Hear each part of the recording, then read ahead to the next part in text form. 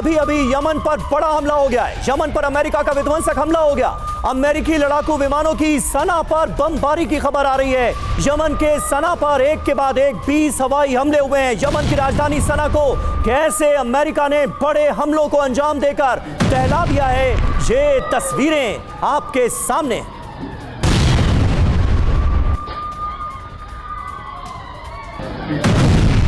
और आप देखें, यमन से एक और बड़ी खबर है। हूती के ठिकानों पर अमेरिका की एयर स्ट्राइक हुई है।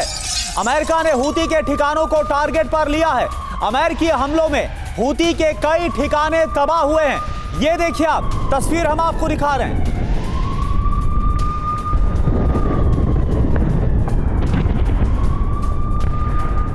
तो ये देखिए तस्वीर आपके सामने, यमन में हूती विद्रोहियों के खिलाफ अमेरिका की कार्रवाई और तेज हो गई है। हूती के ठिकानों पर हमलों को अंजाम दिया गया। हालांकि आपको बता दें कि वार्ता में ईरान की तरफ से यह भी आश्वासन चाहिए अमेरिका से ईरान को कि उसके तमाम जो प्रॉक्सीज हैं उनके खिलाफ भी कोई एक्शन नहीं लिया जाएगा। और वहीं हूती पर अमेरिका का हवाई हमला हुआ है। अमेरिकी विमानों ने हूती के ठिकानों को किया है टारगेट, ये दावा किया गया है। अमेरिकी हमले में हूती को भारी नुकसान की खबर भी सामने आ रही है।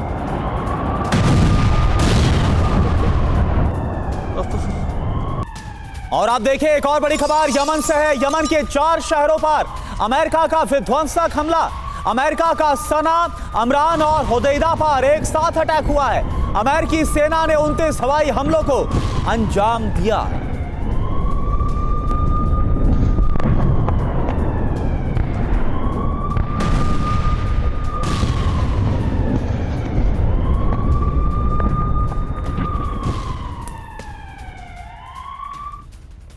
और देखिए, इस बीच एक और बड़ी खबर आ रही है। रोम में अमेरिका ईरान के बीच कई मुद्दों पर बात हुई है। ज्यादा डिटेल्स तो सामने नहीं आई हैं कि मुलाकात में क्या हुआ, क्या बात हुई, क्या फैसला हुआ, लेकिन जो जानकारी मिल रही है वो ये कि ईरान ने अमेरिका से प्रतिबंध हटाने की मांग की है। तेहरान ने अपने एटमी प्रोग्राम को शांतिपूर्ण बताया है। एटमी प्रोग्राम का मकसद सिर्फ और सिर्फ बिजली उत्पादन है, ये कहा गया है इस मीटिंग में ईरान की तरफ से। अगले हफ्ते फिर दोनों की बैठक होनी।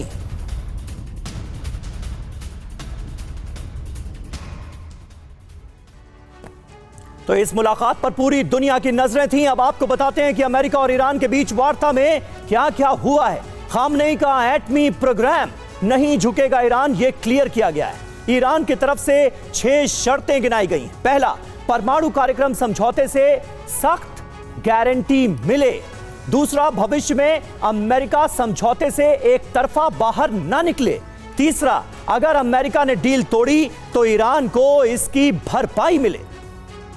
और देखिए, इसके अलावा चौथी बात क्या है, संवर्धित यूरेनियम यानी कि जो यूरेनियम का एनरिचमेंट है, इसके भंडार का प्रबंधन पर चर्चा होनी चाहिए। पांचवा क्या है, हमारा परमाणु कार्यक्रम पूरी तरह से शांतिपूर्ण है, यह कहा गया है, यह आश्वासन दिया गया है ईरान की तरफ से अमेरिका को। छठी बात क्या है, पश्चिम ईरान फोबिया पर आधारित सोच से बाहर निकले। ये तमाम जो बातें हैं वो कही गई हैं। जी हां, और देखिए अमेरिका ने जवाब क्या दिया।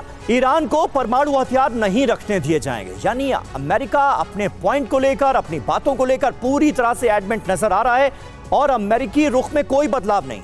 बड़ी बात क्या है, अमेरिका के विशेष दूत विटकॉफ, ईरानी विदेश मंत्री अराक्ची के बीच ये चर्चा हुई है। और इसी बड़ी खबर पर बात करने के लिए हमारे साथ मेहमानों का एक बड़ा पैनल आप देख सकते हैं स्टूडियो में हमें ज्वाइन कर चुका है। मेजर जनरल अश्विनी सिवाच साहब मेरी दाईं तरफ हैं, ग्रुप कैप्टन विनोद ऑगस्टीन साहब मेरी बाईं तरफ हैं, नेवल कैप्टन श्याम कुमार हमारे साथ मौजूद हैं और विदेश मामलों के जानकार मुकेश कौशिक जी भी हमें कर चुके हैं ज्वाइन। सिवाच साहब, पहला सवाल आपसे, क्या होता आप देख रहे हैं, एक दौर की वार्ता खत्म हो चुकी है, दूसरे दौर की वार्ता होगी तो उससे कुछ बड़ा निकलने की उम्मीद है क्या, समझौता होगा क्या? क्योंकि ईरान तो कह रहा है किसी हाल में परमाणु कार्यक्रम रोकेंगे नहीं। अमेरिका को यह बिल्कुल किसी भी हाल में गवारा नहीं है। होता क्या देख रहे हैं? देखो समीर, ये सच्चाई है कि रेड लाइन जो अमेरिका की अगर हम देखें पहले तो उसकी रेड लाइन है कि किसी हालात में भी ईरान के पास न्यूक्लियर हथियार नहीं रहने देंगे। और ये सच्चाई है कि आज तक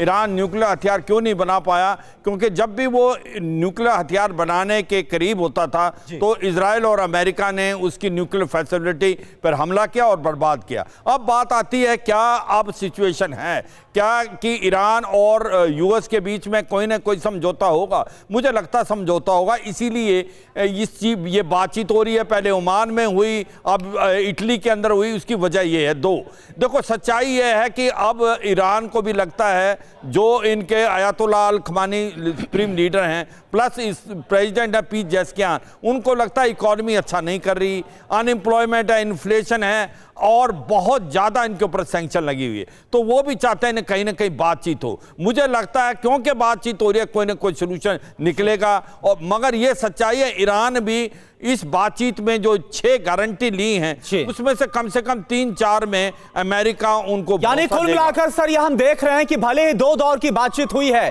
लेकिन होप के साथ साथ जो डाउट है वो लगातार बना हुआ है। एक बैलेंस कैसे बन पाता है, इस पर सबकी नजरें। एक और बड़ी खबर, अभी यमन से बहुत बड़ी खबर आ रही है। खबर क्या है? यमन में अमेरिका का नॉन स्टॉप हमला जारी है। हूती के ठिकानों पर एयर स्ट्राइक हुई है। अमेरिकी हमलों में 3 लोगों की मौत हुई है। ये देखिए आप।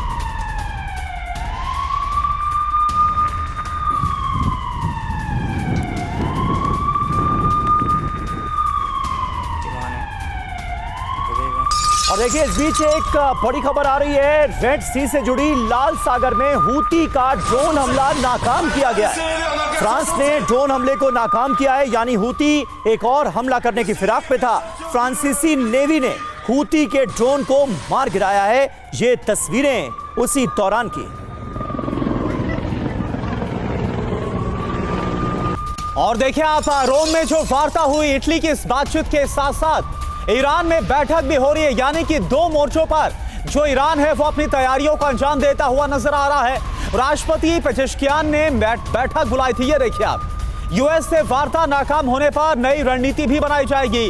कूटनीति के साथ आंतरिक एकजुटता एक बड़ा मकसद है। ये तस्वीर आपके सामने कल की, जब इटली की राजधानी रोम में बातचीत के लिए दोनों तरफ से तमाम जो रिप्रेजेंटेटिव है वो पहुंचे थे। स्टीव विटकॉफ जो कि अमेरिका की तरफ से, और अरागची जो कि ईरान के विदेश मंत्री हैं, वो पहुंचे हुए थे इस बातचीत के लिए रोम।